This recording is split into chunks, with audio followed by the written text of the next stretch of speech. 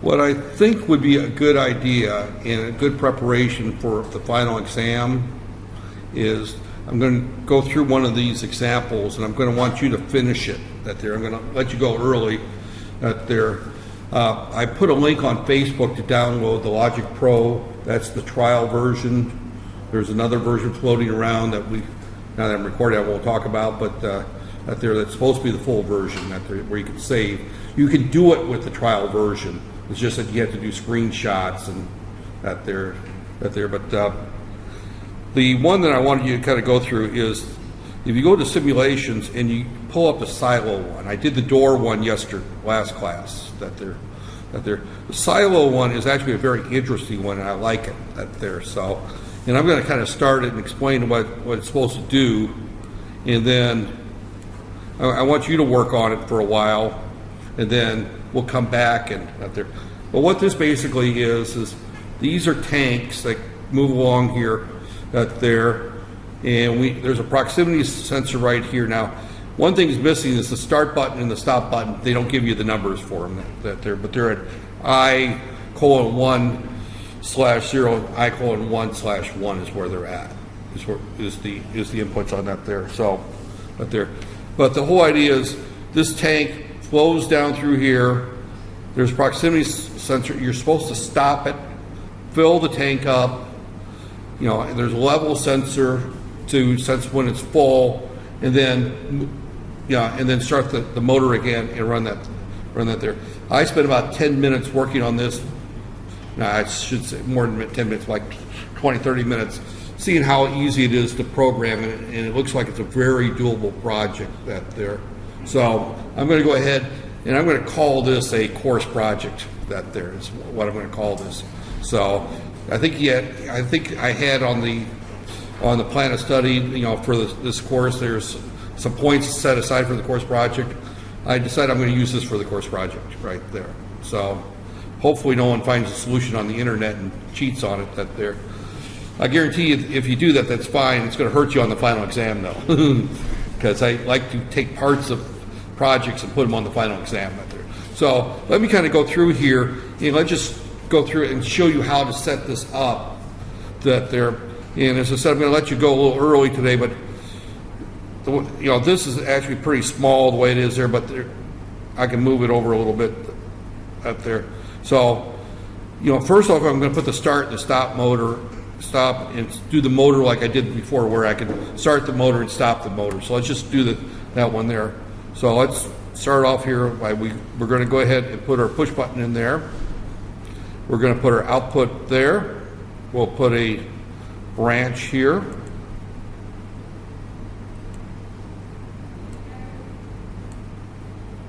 Right here. We'll go ahead and put another one here. And let's go ahead and put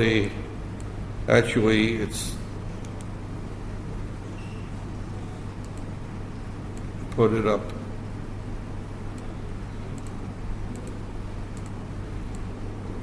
Put it there. So this is the typical start a motor and stop a motor. So let's go ahead and name this one I:1/0. Right there, I think that's right. No. Let's try it. Right there, and let's do this one I:1/1. Let's do this one here. O:2/0 and O:2/0. So this is my typical start and stop a motor there. And I can guarantee you that question will be on the final exam too. There. So, I'm helping you out here. I'm telling you that there. So if I run this, again, we hit that there, we download it, and we run it right there. We start our motor, and we see that it just runs. We stop our motor right there. So that's all this particular one does at this point right here. That button is 1/0. Yeah, the stop button is 1/1. 1:1 Yeah, those two are missing here. And it took me a little bit of time to figure out where they were at. And 2-stroke zero? 2-stroke 0 is this motor right here. Okay. Yeah, that's this motor right here. So all I'm going to do there, so now what I want to do here, and again, I'm going to spend, like say, about 30 minutes kind of explaining to you, showing you how to do this, but I'm not going to finish this because it's your job to finish this, that there, and hopefully by Thursday you've made some progress on it. So again, the software to run this is, I linked to it, and then he's got another copy of that there. So, all right. So now what I want to do is I want to just kind of go through, and I want to put in a stop when I get to the proximity switch sensor right there. So that there, and so I'm going to have to put in another one here, right here, and I'm going to flip this back here, put it back to program, right there, and I'm going to put in and we got, sometimes you have to test right here, and this one here is the proximity sensor, and that is 1:1/3. So now when I run this, it will run till it hits the proximity switch right there.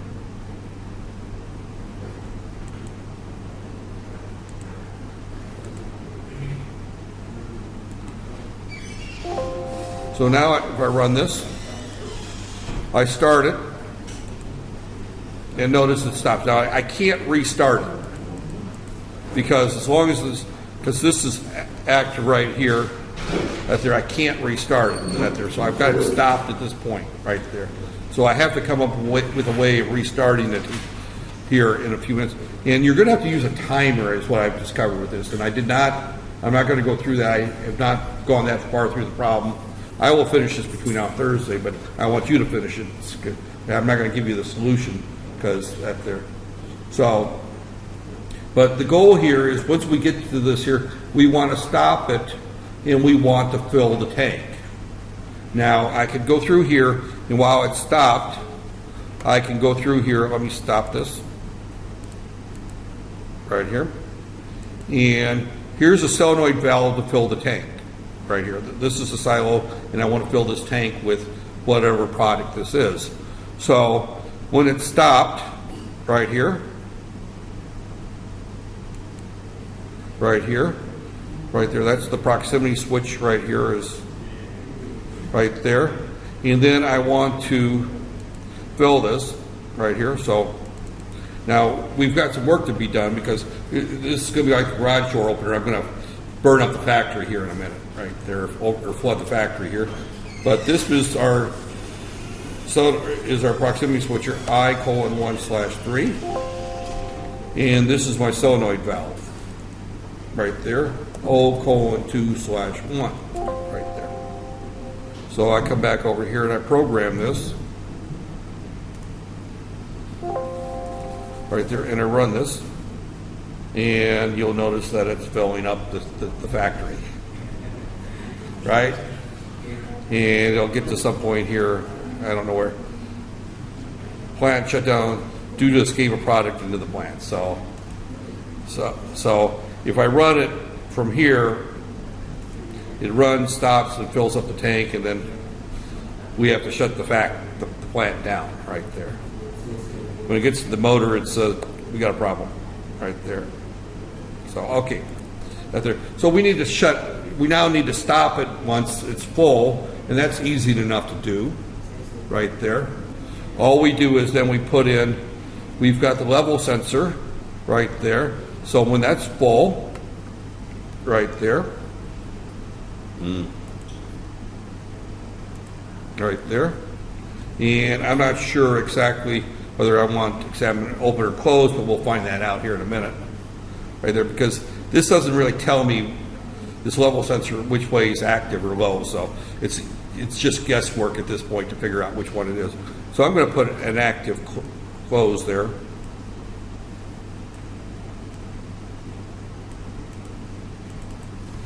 And this is I:1/04.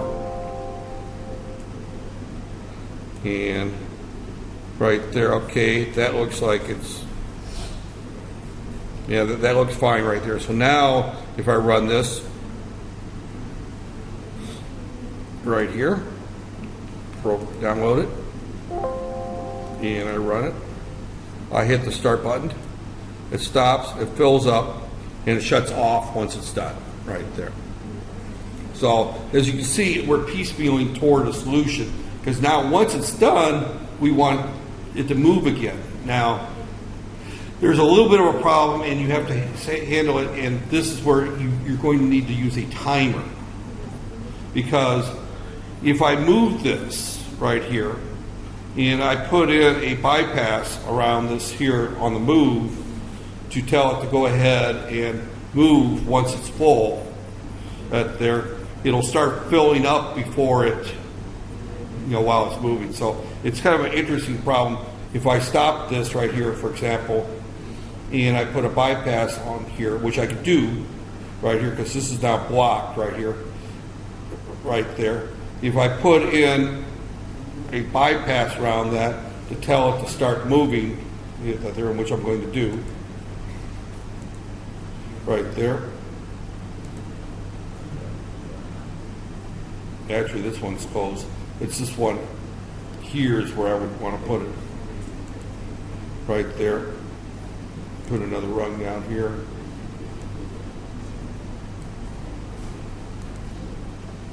And level/4, we'll try this one here.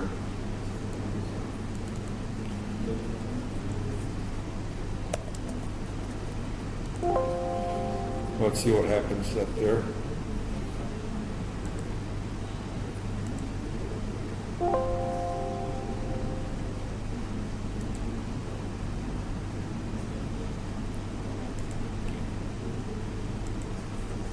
And P13, actually I need to put it around that one there too.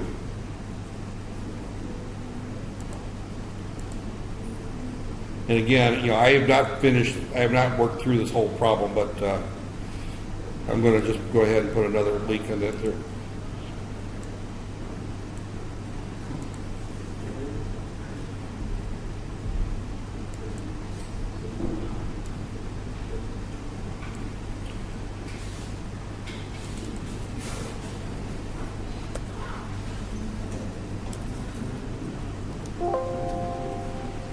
And I don't know if this will work.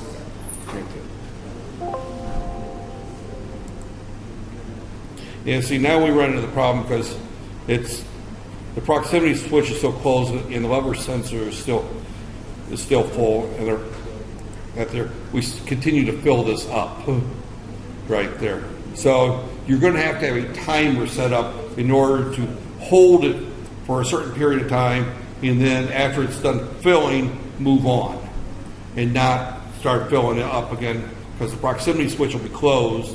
Because what happens, let me go through and run this again here. It fills up and then it starts moving. The proximity sensor is still active right there, and the level sensor is no longer active there. So it starts filling up again. So that's why you need a timer right there. So I got that far and I realized, all right, we're going to have to stick a timer in that when we run this, it starts filling up, and then before it starts moving, we disable the solenoid valve that there for a period of time right there. So that it's not that hard to do, but that's part of your assignment, is that you have this little bit overlap time that the proximity sensor is still active when the full level sensor is no longer valid right there, because the tank is moved away from the level sensor, so it no longer that there. Let me kind of show it that there. So you hear the level sensor that there, and then the level sensor goes off again right there, and this thing is filling up onto our factory floor right there. So you've got a problem that you need to solve right there. So I started the process here, but I haven't finished the process for you right there. So now I left you with a problem. How do you fix this? Right there. And the hinge is a timer, right there. So, and what my plan is I'm going to do like I'm used to doing in the U.S. I give you a problem, I walk away and let you spend a day or two trying to figure it out on your time, and then we'll come back on Thursday and examine this again right there. This is a typical open-ended problem. You know, here I started a design. It looks like it should work, but it doesn't work. And the reason it doesn't work is because our sensors are not aligned properly. It can be fixed easily in software, but I'm leaving it to you to come up with a solution. I know the way to do it is just use a simple timer is one way of doing it. There's other ways of doing it too, right there. You know, so in other words, if the motor is moving, you want maybe disable the the valve right here. So if we put in, one thing you might want to do, and this might even fix it real quick, that there, but I may put in another one here. Let me stop it right here. This might fix it, in which case I screwed up and my assignment for you is gone. That there, but let me just kind of see whether or not if I put the motor sensor in here, program,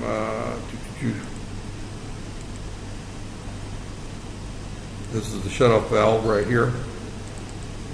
And if I say O:2/0,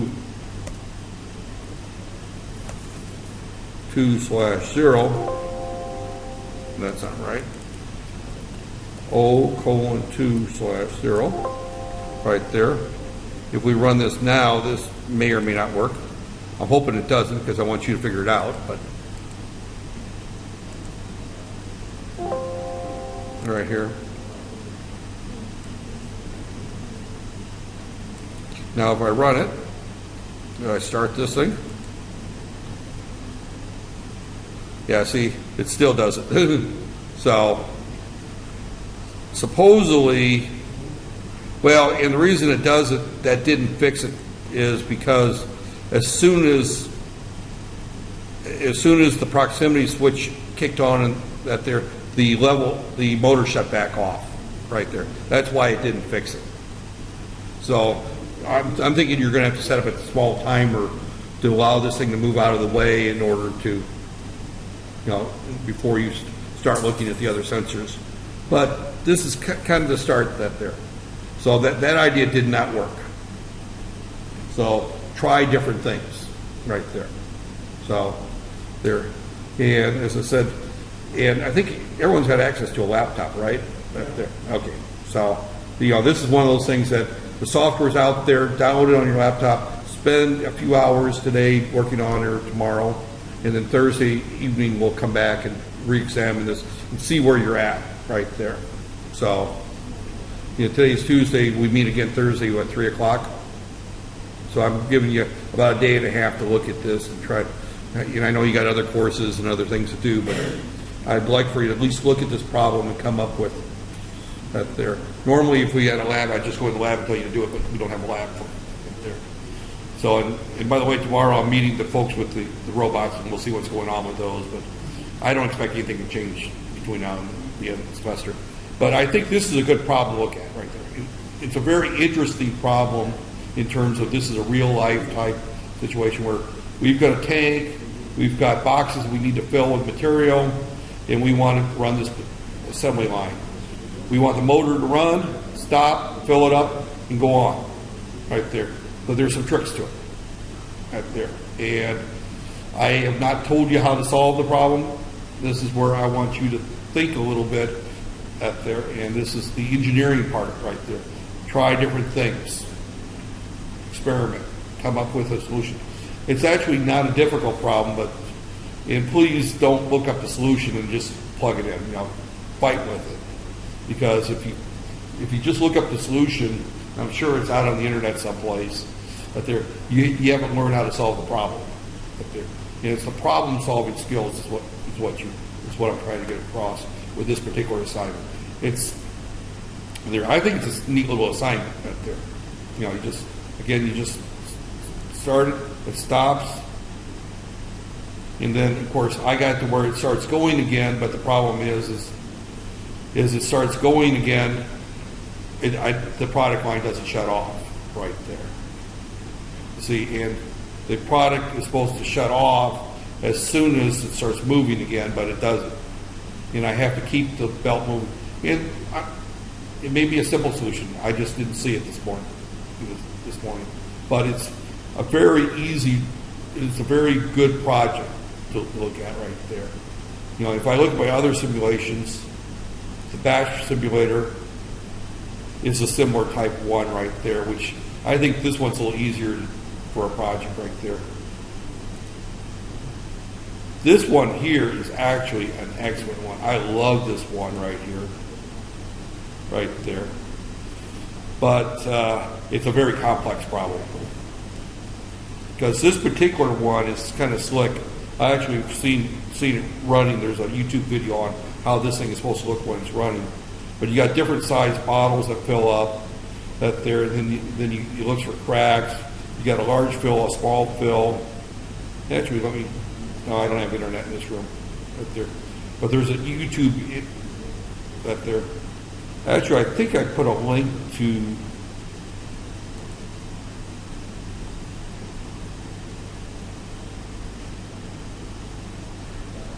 Maybe I might get internet in this room here.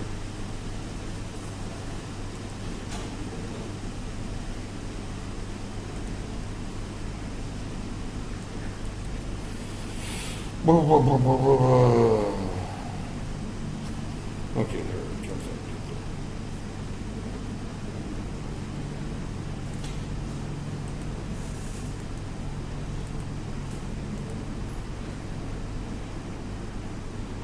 I don't want this here, I want right here. I think I didn't, yeah, I put a link to this up right there. And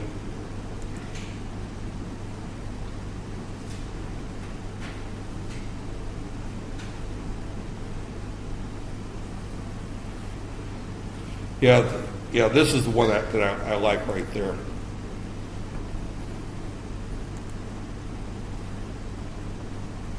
Right there, it's about 3-minute simulation, but this is a very to have you program this as a project. It's a fairly elaborate one. You can see how complex this is right there. 2 timers. You see our right there. But as you can see, as it fills up the bottles. Right there. See, there's a large bottle right there, and then it'll reach a point where that large bottle is dropped down through here.